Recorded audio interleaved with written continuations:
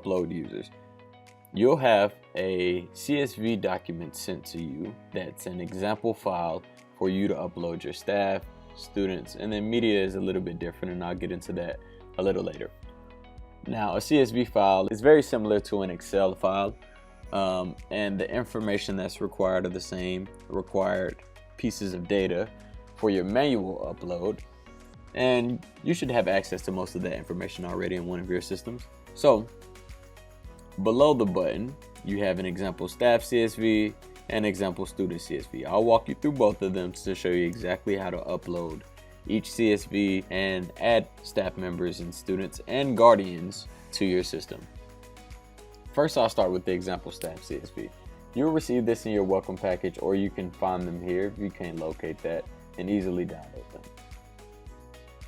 So once I open my staff CSV, there are a number of required fields and optional fields. And as you can tell here, there's already an example populated into the CSV file, and you would simply just upload the required fields, which are first name, last name, and email. House is not a required, but it is a recommended field for staff and administrators. Telephone is an optional field as well. And then school admin. If you want this person to be an administrator over the entire application, you can simply put a Y or an N. So if I was to try to upload Jane Doe with 2 E's, and let's say someone else.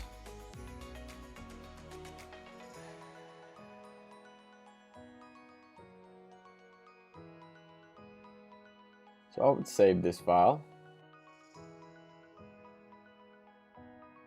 and you'll get a warning saying, do you want to keep this format for CSV? Yes. And then I'd use this upload button here to select the same file that I just finished. You'd find that file, upload it, and map my headers. Now, I didn't use the telephone number field, so I don't have to select a header for that. Save and continue. That data will populate here, and then commit CSV upload. You'll get a message from the system saying that it uploaded successfully. And now when I go into my staff members, you'll see Bob Marley and Revere. Now we'll go back into bulk upload users so I can show you how to upload the student CSV. Now this one's a little more complex, but very simple at the same time. So once I download the student upload template, I will open it and populate the required information, which is ID number. Remember, that is your unique identifier. First name, last name, grade, and house. Now you also have the ability to upload your guardians, first name, last name, and email, and then your second guardian.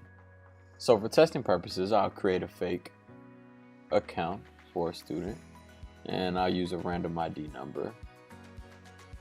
What you want to make sure of whenever you're creating the house for, let's say, 600 students, you want to make sure you don't have any trailing spaces, which is simply a space after the name, or any leading spaces, because that will cause an error on your file.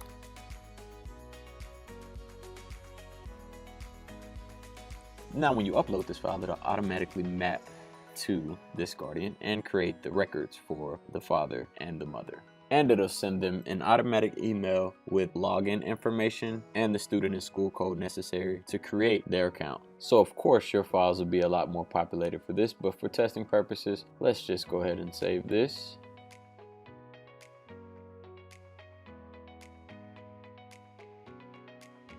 And you want to make sure that you have students selected instead of staff. Use the upload button, select your file, and then you're going to map it.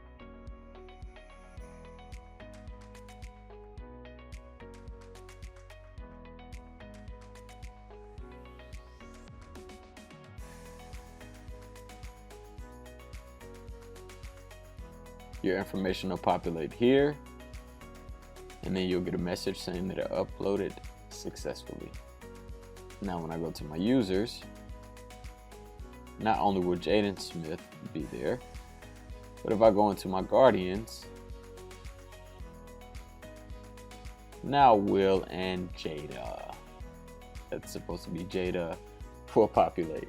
Now going back to this CSV file, there are a couple things that you don't want to do. The first thing I talked about was the trailing and leading space for here. You also want to make sure that you have all of these required fields. In addition, if you upload a guardian's first name, then the last name is required, and vice versa.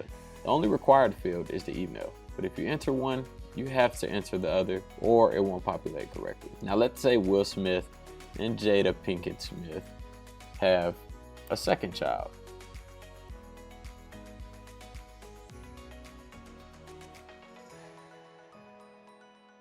What I don't want to do is attach this email and guardian to this second child, because then you'll receive an error during your upload that'll say object error. Same for the second guardian. So what I'll do is I'll upload it to just one of their children, and there shouldn't be too many instances of this. And then once I upload it,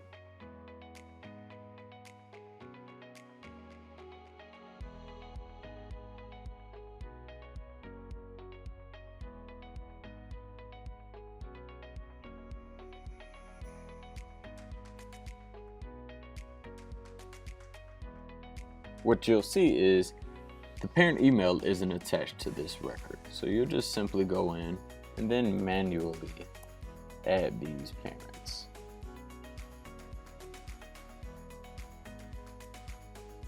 In addition to that, please note that if you make any errors, you can go back in and correct those errors on the CSV file without disrupting the current data.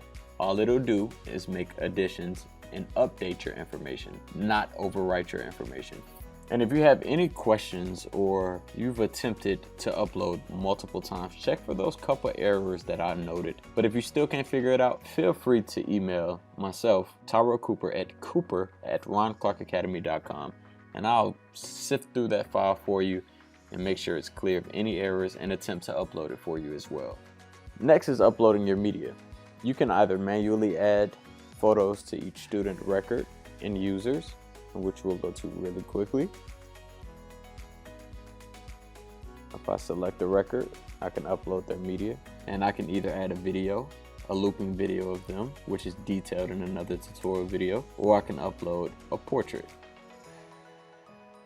So if I wanted to select Jaden Smith, upload it, and then save it. And on the school kiosk and within the mobile app and the staff portal, you'll be able to see this uploaded picture. Now, if I wanted to upload it for 600 students, that would take a very long time. So you have the ability to upload all of your photos as long as it's attached to one item. Guess what that is? That's your unique identifier. So under each student record, that important ID that you uploaded in your student upload template will now be pulled on when trying to upload all of my student photos. So if your school gets your photos done by a company, I would request them to change the name of their files to the student IDs.